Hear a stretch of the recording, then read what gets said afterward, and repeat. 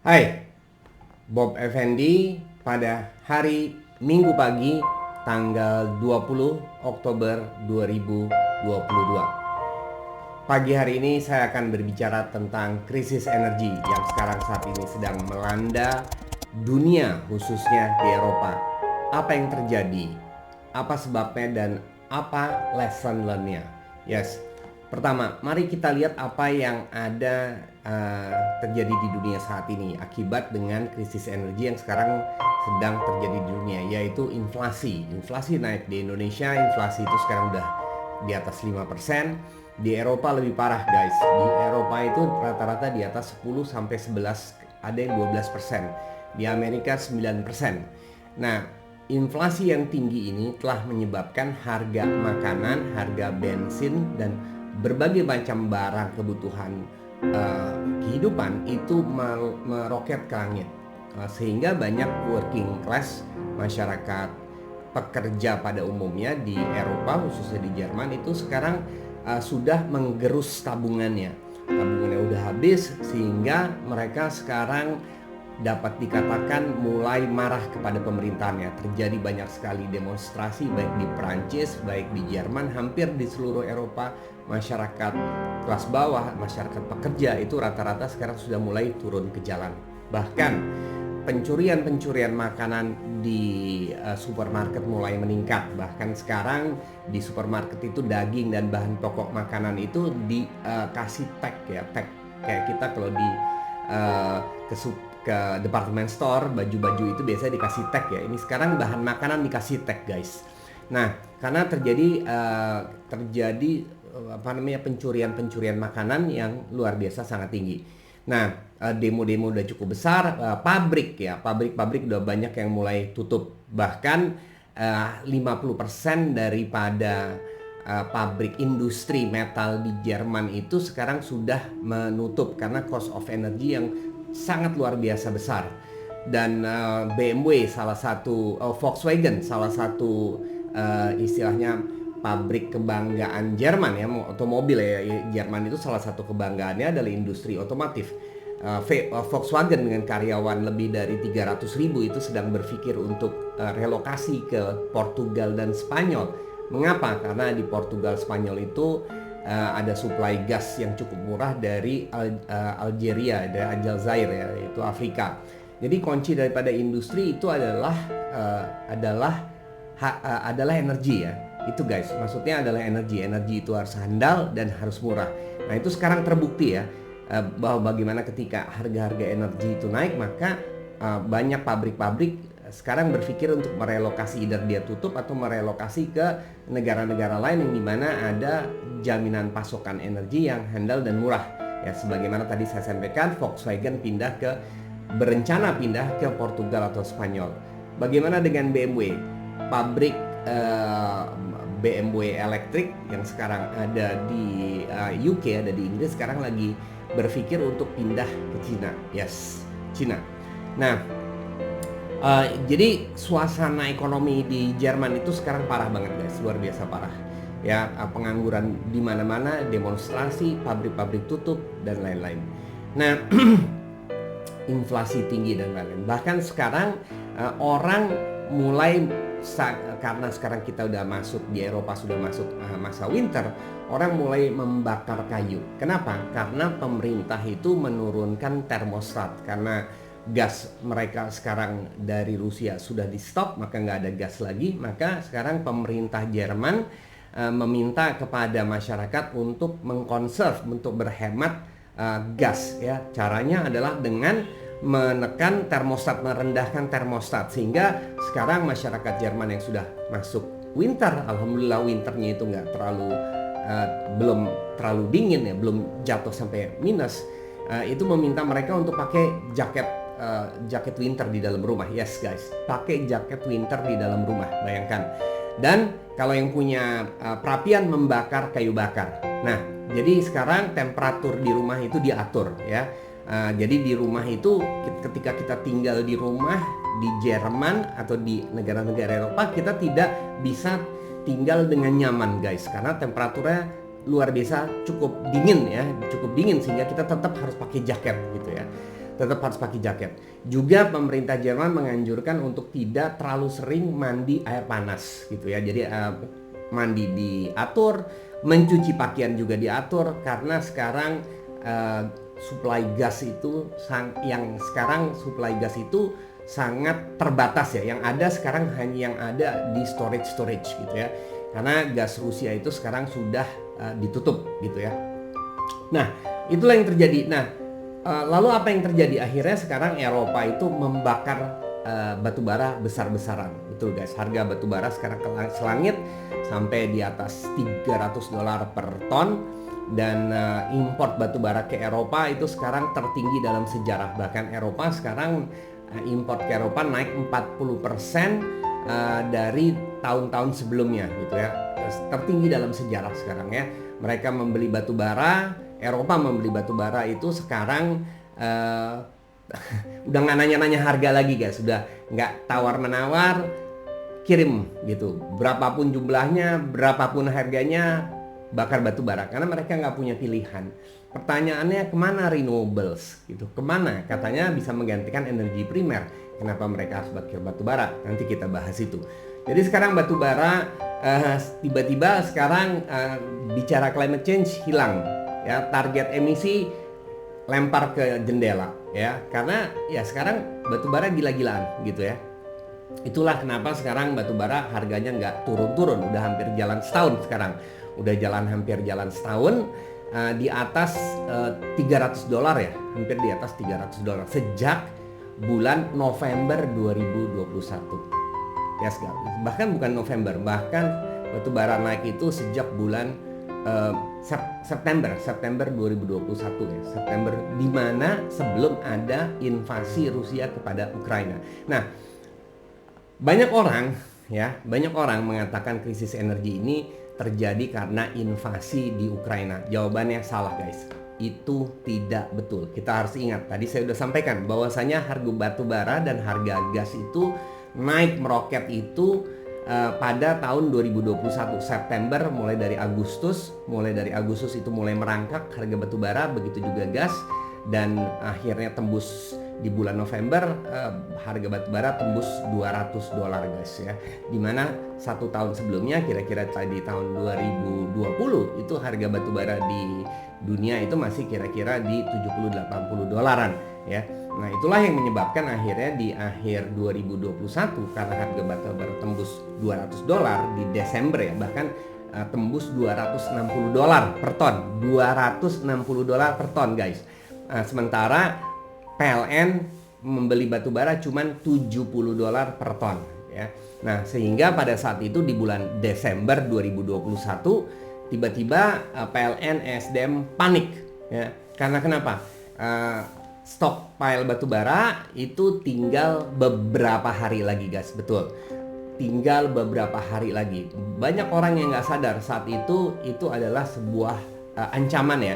Karena kalau kita tidak menyetop ekspor ya, maka mungkin masuk Januari kita akan gelap gulita gitu ya. Nah, akhirnya alhamdulillah Komisi 7 DPR mengambil langkah cepat saat itu. Pimpinan Komisi 7 memanggil Dirjen Batubara, Dirjen Minerba ya, dan berkoordinasi untuk melarang ekspor batubara. Disitulah timbul kericuhan kalau kita ingat, bahwasanya akhirnya untung alhamdulillah Presiden Jokowi mendukung langkah yang diambil oleh Komisi 7 dan SDM ya.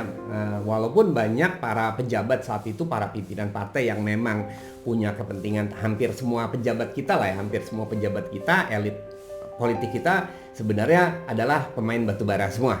Nah, akhirnya menjerit semua. Tetapi memang nggak ada pilihan, harus di stop saat itu guys.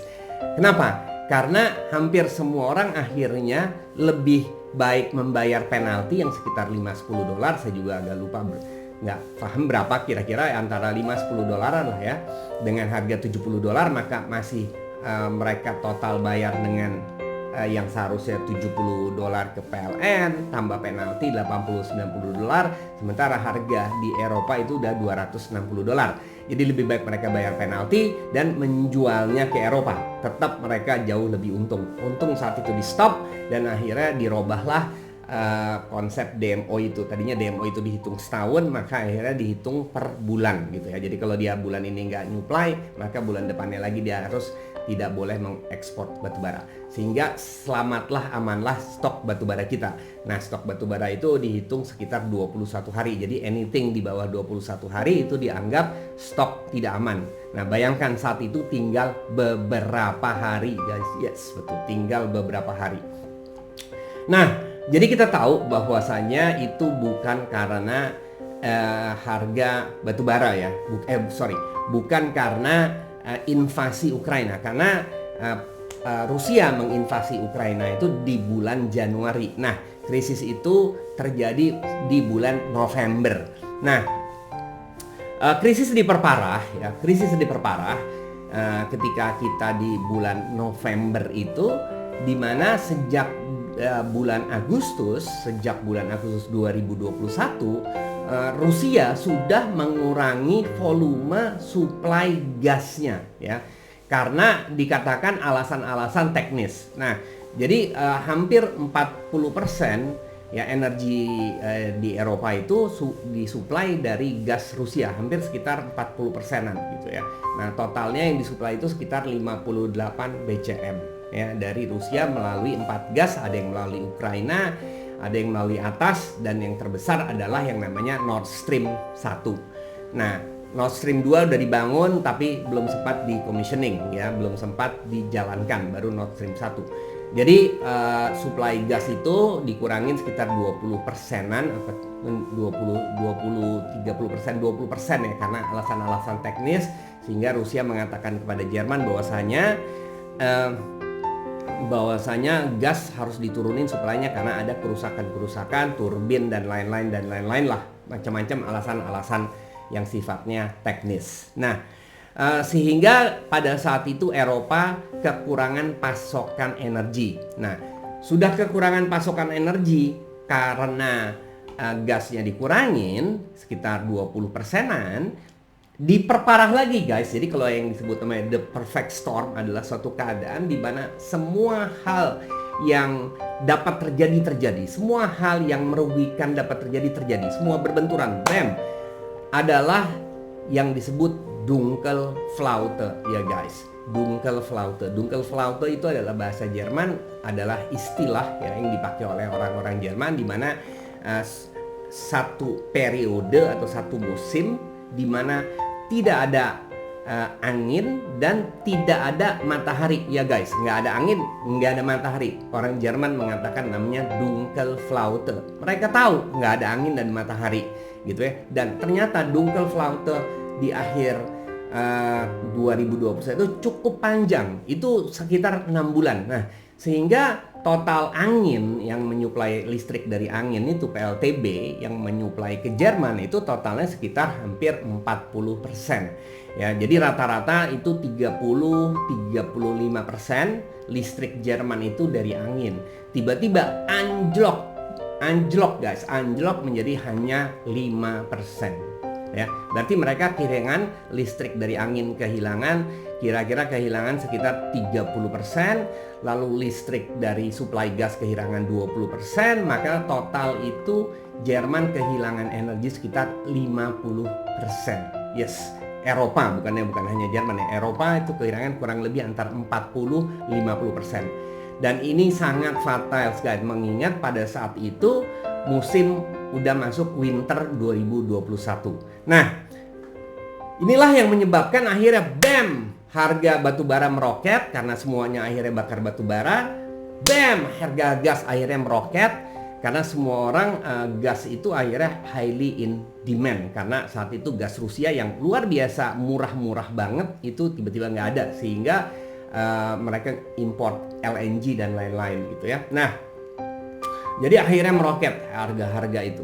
Nah, itulah yang akhirnya menyebabkan semuanya naik. Ditambah lagi bahwa saat itu ketika 2020 ada COVID gitu ya, tiba-tiba di 2021 karena adanya vaksin, maka dunia tiba-tiba membuka diri, ekonomi mulai bangkit lagi. Padahal tadinya eh, banyak para pakar menyatakan economic recovery itu baru akan terjadi 5 tahun lagi guys, sekitar 5 sampai 6 7 tahun lagi. Nah, sejak 2020. Jadi mereka memprediksi ya paling cepat 2025 demand ya. Kalau ketika ekonomi mulai recovery, maka yang kita bicara adalah demand. Energi itu kan adalah supply dengan demand ya. Saat itu demand anjlok ketika tahun 2020, bahkan demand itu hampir negatif ya. Kita masih ingat harga minyak saat itu negatif ya. Ingat, harga minyak itu negatif saat itu ya. Karena practically nggak ada demand ya. Karena semua lockdown, tapi tiba-tiba 2021. Nah, apa yang terjadi di 2020? Nah, selama 2020 apa yang terjadi adalah para penggiat environmental atau penggiat climate change dan lain-lain mendorong untuk para produsen energi primer itu mengurangi produksinya. Nah, para produsen memang dalam 10 tahun terakhir gerakan climate change ini memang sudah berdampak terhadap investasi energi primer. Jadi apa yang terjadi? Nah, yang terjadi adalah energi primer dalam 10 tahun terakhir itu investasi terhadap energi primer, yaitu gas, batu bara, itu praktis nggak ada ya. Jadi tidak terjadi pertumbuhan yang signifikan ya. Nah, sementara investasi di dalam renewables karena masalah climate change dan lain-lain itu investasi dalam climate change itu meningkat tajam, hampir dalam menurut Goldman Sachs itu dalam 10 tahun terakhir investasi di renewables meroket luar biasa tinggi sekali, mencapai 3,8 miliar dolar. 3,8 triliun dolar ya, 3,8 triliun dolar atau setara dengan 57 ribu triliun guys, 57.000 triliun. Nah, tentunya harapannya ya bahwasanya investasi di energi primer fosil menurun. Nah, karena dia menurun sehingga bisa digantikan dengan renewables. Betul kan guys ya? Bisa digantikan terus. Tapi jadi nggak ada investasi tambahan ya. Jadi istilahnya produksi itu flat aja, kemampuan kapasitas produksi flat, tapi jadi nggak ada ini. Dan 57.000 triliun tersebut ternyata hanya bisa menggeser 1% daripada konsumsi fosil, cuman 1% guys. Artinya apa? Berhasil tidak? Ya jelas tidak berhasil. Jadi istilah-istilah katanya, wah dunia sekarang sedang bergerak menuju energi terbarukan besar-besaran, itu tidak benar. Yang bergerak besar-besaran hanya uangnya guys, tetapi dari sisi bauran energinya praktis tidak bergerak. Tetap aja dunia 87% guys, 87% daripada energi mix dunia itu adalah fosil ya. Nah, energi primer itu basically terdiri dari 3 ya, ada 4 energi primer. 3 fosil yaitu gas, batu bara dan minyak, dan yang keempat adalah nuklir. Nah, apa makna energi primer? Energi primer itu adalah energi yang bisa dipakai oleh industri, yaitu yang stabil, reliable atau dispatchable. Artinya dispatchable bisa dikontrol kapan aja masuk, kapan aja berhenti, itu bisa dikontrol. Jadi energi primer ya, dispatchable, lalu dia reliable, handal, frekuensi 50 Hz sampai 60 Hz, voltage-nya tetap, jadi itu nggak naik turun ya. Nah, yang berikutnya adalah harganya affordable, dan tentunya terakhir dia mendekati beban. Jadi dia bisa dibangun di mana saja, kapan saja ya, bisa dibangun mendekati kota, mendekati pusat-pusat beban, itu namanya pusat beban gitu ya. Karena tambah jauh dia dibangun, menjauhi pusat beban, maka ada biaya transmisi yang akan menambah terhadap cost ya. Jadi energi primer itu harus mendekati beban. Jadi pilihannya basically cuma 3 pilihannya ya, yaitu fosil. 3 fosil itu batu bara, gas, dan minyak, dan tentunya keempat adalah nuklir. Nah, investasi itu hampir semua tidak bergerak dalam 10 tahun terakhir. Nah, renewables besar-besaran tapi hanya bisa menggeser cuma 1%. Lalu ternyata ketika tahun 2021 dunia itu bangkit, ya, apa yang terjadi? Ya, demand meroket, ya. Orang selama 1 tahun lockdown, digaji terus, work from home gitu ya, gaji ngalir terus. Tiba-tiba akhirnya mall buka di tahun 2021 pertengahan, orang mulai belanja, pabrik-pabrik mulai bangkit, pabrik-pabrik di Cina mulai hidup lagi, ya. Tiba-tiba bam, demand terhadap energi meningkat 2-3 kali lipat, ya, meningkat. Tapi apa yang terjadi?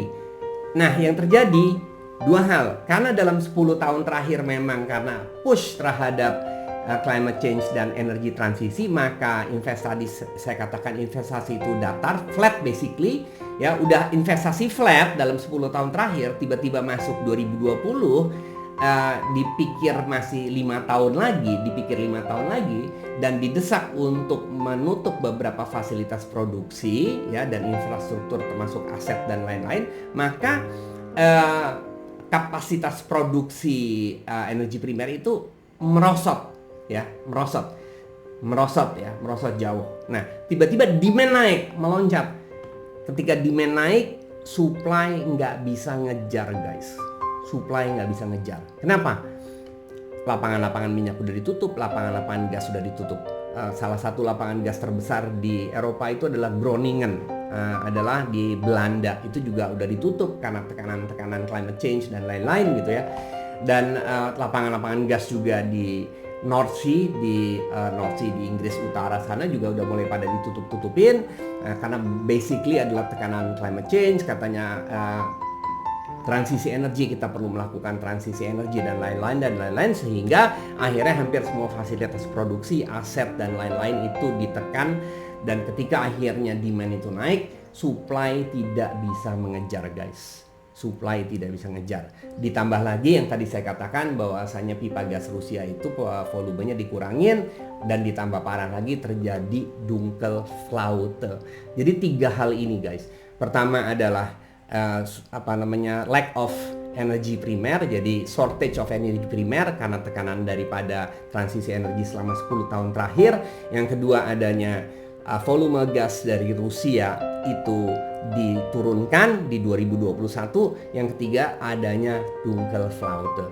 Karena 3 hal ini, guys, bam, krisis energi 2021. Dan krisis energi 2021 ini ternyata berlanjut ketika tahun 2022, berlanjut dan bahkan lebih parah ketika Rusia mulai menginvasi Ukraina. Nah, menjadi lebih parah, jadi dari krisis energi menjadi krisis pangan, karena kita tahu bahwa Ukraina itu pengekspor wheat, ya, gandum dan seterusnya. Dan begitu juga karena adanya krisis energi, maka harga gas itu naik, sementara gas itu dibutuhkan sebagai bahan baku pupuk, ya. Jadi kalau pupuk naik, tentunya bahan makanan, bahan pokok, gandum dan lain-lain, semua bahan makanan itu pasti akan naik juga, gitu ya.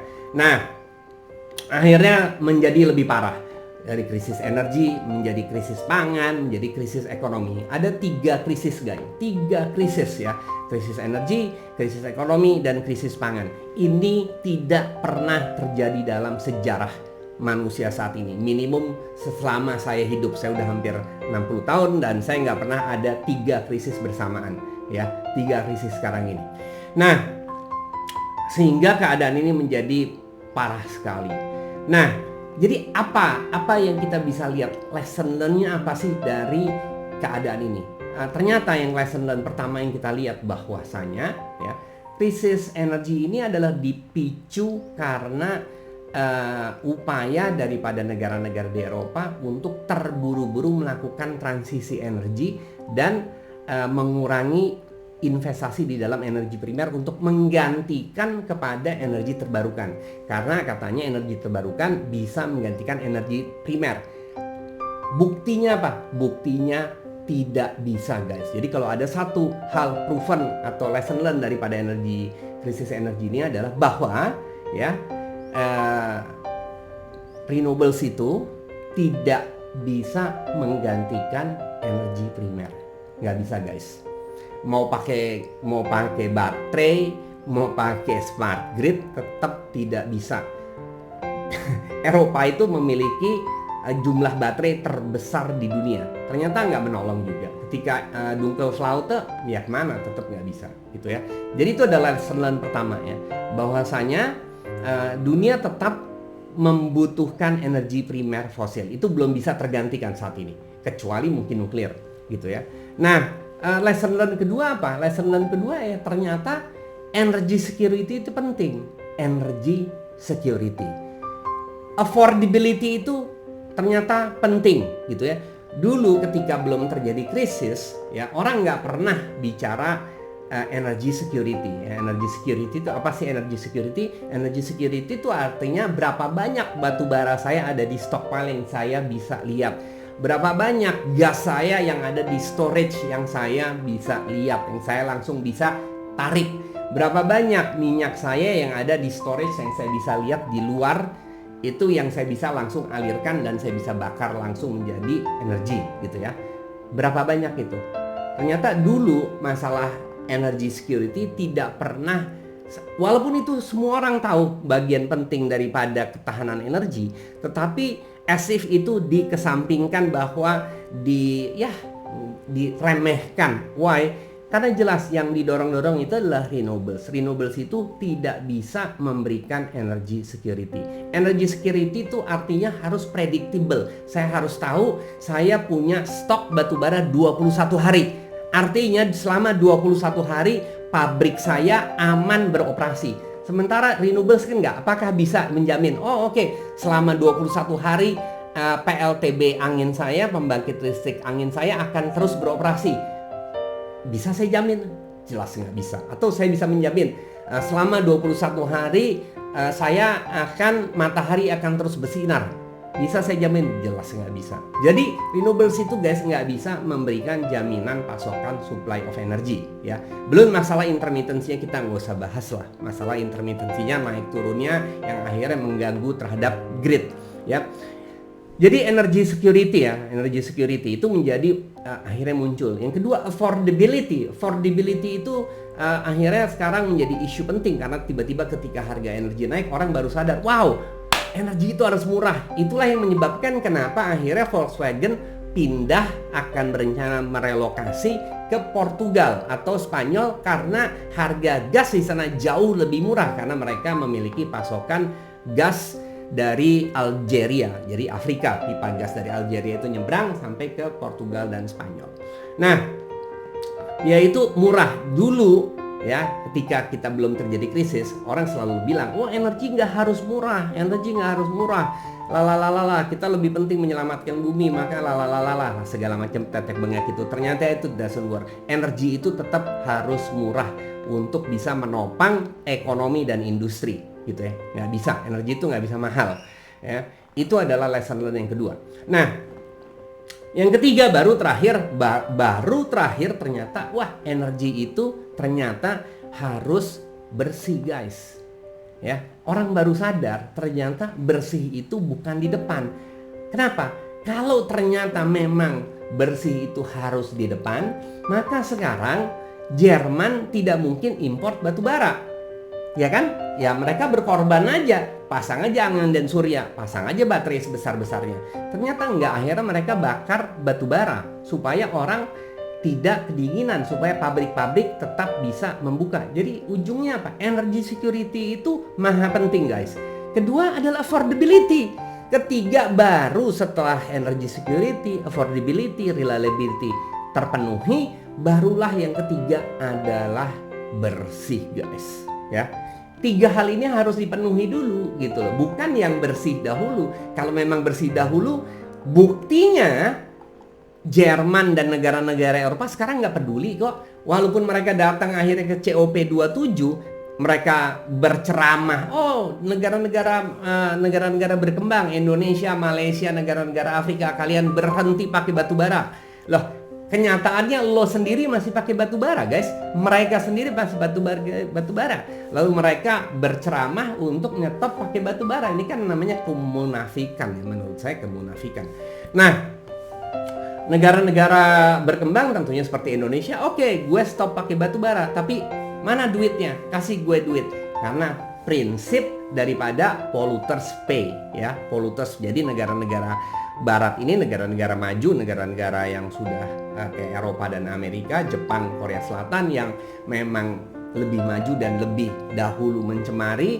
Nah, mereka diminta untuk membayar negara-negara ini. Nah, mau nggak bayar? Kenyataannya mereka cari alasan, guys. Ya, jelas mereka cari alasan. Wah, ntar dulu, nggak bisa. Kita sih mau bayar, tapi asal Cina. Cina juga ternyata, ya memang betul. Cina adalah pemakai batu bara terbesar juga ya sesudah Amerika. Karena Cina adalah mungkin ekonomi nomor 2 atau nomor 3 terbesar. Ya tentunya hampir seluruh dunia sekarang ekonomi sebenarnya ditopang oleh batu bara. Gitu ya, hampir seluruh dunia. Tentunya karena dia ekonominya luar biasa besar juga, ya dia menghasilkan emisi yang luar biasa besar. Tetapi Cina merasa dirinya adalah gue negara berkembang, ya. Gue baru maki batu bara, baru menjadi ekonomi terbesar di dunia baru sejak tahun 2000-an. Ya betul guys, baru sejak tahun 2000-an ketika Cina mulai membuka diri terhadap WTO. Gitu ya. Jadi sehingga mereka bilang, ya lo bayar duluan dong. Akhirnya berdebat lah ya, sehingga tidak terjadi suatu kesepakatan di dalam COP27. Inilah menunjukkan kemunafikan pembicaraan tentang transisi energi ya. Why? Karena selalu masalah energy security, masalah affordability itu selalu dikesampingkan. Yang dikesampingkan adalah selalu climate change dan energi bersih dan transisi energi. Padahal in realitas tidak demikian prakteknya. In reality tidak. Nah, menariknya yang keluar sebagai pemenang dari ini semua adalah nuklir, guys. Adalah nuklir. Mungkin kalian nggak sadar ya. Kalau kita lihat, pertama, nuklir itu jelas dari sisi energy security adalah yang paling luar biasa tinggi. Ya, jadi kalau kita bisa nilai energy security-nya, nuklir tuh tertinggi. Kenapa? Karena kalau kita bicara energy security, rata-rata baik dia gas, minyak, dan batu bara, kita bicara cuman hitungan hari, 21 hari, 30 hari, 40 hari, hitungan hari ya. Nggak pernah energy security itu dihitung misalnya 6 bulan, 1 tahun, nggak ada guys. Nggak ada. Mereka hitungannya hari, ya, hitungannya hari, berapa hari. Nah, berbeda dengan nuklir. Nuklir bukan hitungannya ordenya hari guys, tapi ordenya adalah tahun. Karena sekali masuk bahan bakar nuklir ke dalam reaktor itu bertahan selama 4 tahun guys, selama 4 tahun. Dan untuk Thorcon khususnya menjadi 8 tahun ya, 8 tahun. Nah, sehingga ini adalah luar biasa kalau kita lihat dari sisi energy security, luar biasa. Artinya ketika bahan bakar itu masuk ke dalam PLTN, maka dia mau ada krisis energi, dia mau ada huru hara, dia mau ada krisis ekonomi, krisis apapun juga, ya mau ada revolusi, pembangkit listrik tenaga batu bara itu tetap terus menghasilkan listrik walaupun nggak ada yang nyuplai bahan bakarnya lagi. Ya, selama bahan bakar itu udah nyemplung ke dalam reaktor guys ya, itu adalah luar biasa. Itu nggak ada yang bisa menyamakan itu. Jadi dari sisi energy security, dari sisi reliability ya jelas lah ya, dia bisa beroperasi pagi, siang, sore, malam. Kapasitas faktornya 90% dibanding batu bara itu sekitar 75%. Apalagi angin dan surya cuma sekitar 20% gitu ya. Nah, jadi dari sisi reliability-nya luar biasa tinggi, dari sisi energy security luar biasa tinggi, affordability ya sangat affordable, apalagi Thorcon kita bisa bersaing dengan harga batu bara guys ya. Tentunya adalah clean. Jadi kalau kita ngelihat yang namanya energy trilemma ya, konsep ketahanan energi yang paling ideal itu sesungguhnya kalau kita lihat secara objektif, pakai akal, pakai common sense dan berdasarkan fakta maupun data, maka yang masuk paling ideal dari sisi ketahanan energi dan energi trilemma itu atau solusi praktis dari transisi energi tidak lain adalah hanya nuklir. Hanya nuklir lah menurut saya yang bisa menggantikan sumber energi primer fosil yang sampai saat ini susah dan sangat sulit digantikan. Sudah terbukti ya, sangat sulit tergantikan, bahkan tidak mungkin digantikan dengan renewables. Nggak mungkin guys, lupakanlah. Baterai apa kalian dibodohin, nggak ada. Baterai itu bisa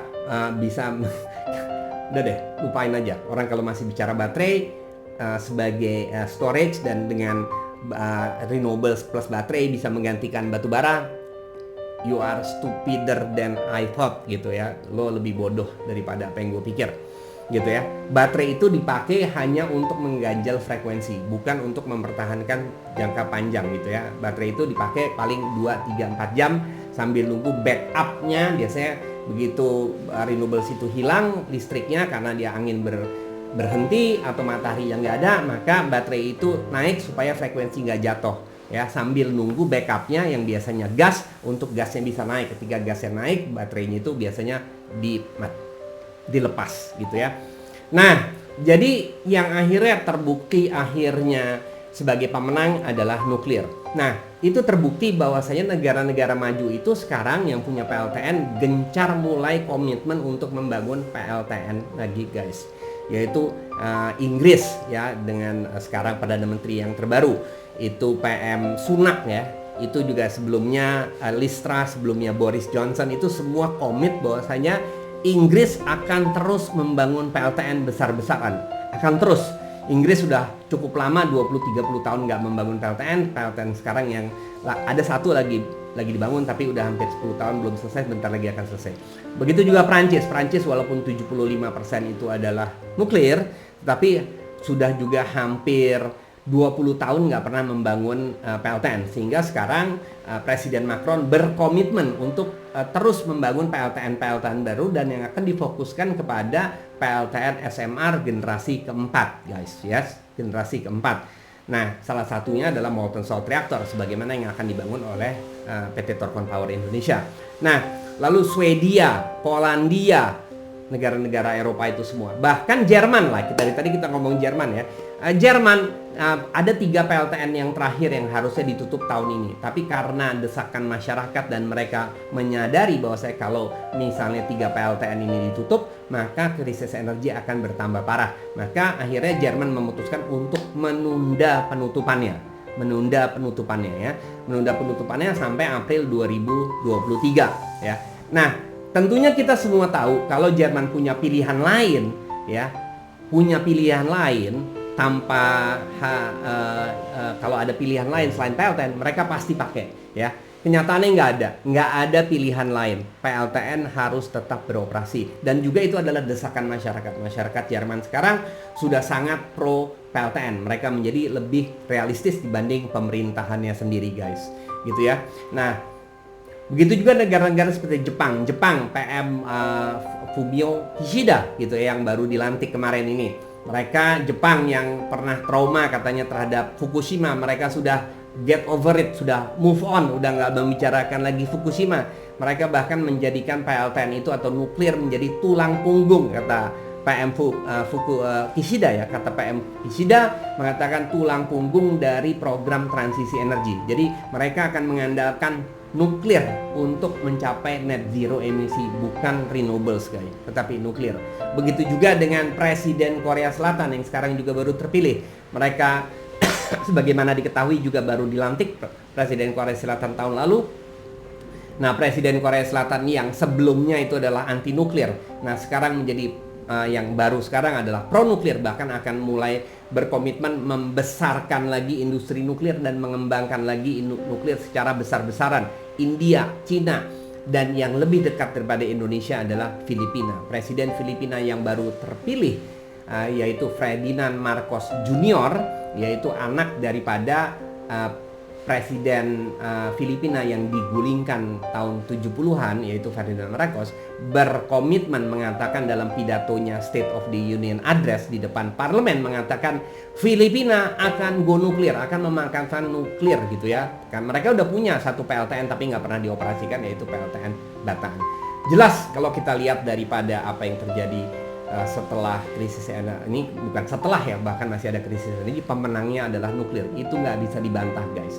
Jadi saya memprediksi bahwa tahun 2023 adalah tahun kebangkitan nuklir. Sejarah akan mencatat tahun 2023 adalah tahun kebangkitan nuklir. Mark my word. Nah, lesson learned berikutnya lagi adalah bahwasanya ingat, renewables tidak bisa menggantikan energi primer. Renewables itu punya tempat guys, punya tempat. Semua energi itu punya tempat, tetapi kita harus tahu porsinya masing-masing. Sesuatu yang nggak bisa jangan dipaksakan, gitu ya. Nah, kenapa hal ini penting? Kenapa hal ini penting harus saya sampaikan guys? Karena Indonesia practically copy paste daripada program energi Wende-nya Jerman. Copy paste lah semuanya, ya. Nah, kalau kita copy paste Jerman itu butuh 20 tahun sampai akhirnya mencapai krisis energi saat ini. Nah, khawatirnya adalah 20 tahun lagi Indonesia kalau dipaksakan istilahnya program transisi energi yang membutuhkan uang luar biasa besar ini, sehingga akhirnya 20 tahun ke depan kita juga berpotensi mengalami krisis energi kedua atau krisis energi berikutnya ketika 15-20 tahun ke depan guys, ya. Karena renewables yang terlalu besar dan intermittent juga belum ada solusinya dan lain-lain. Itu aja pesan saya, dan semoga ini bisa bermanfaat bagi wacana daripada pembahasan energi yang sekarang lagi cukup hangat di dunia saat ini. Nah, demikian, terima kasih, salam Go Nuklir.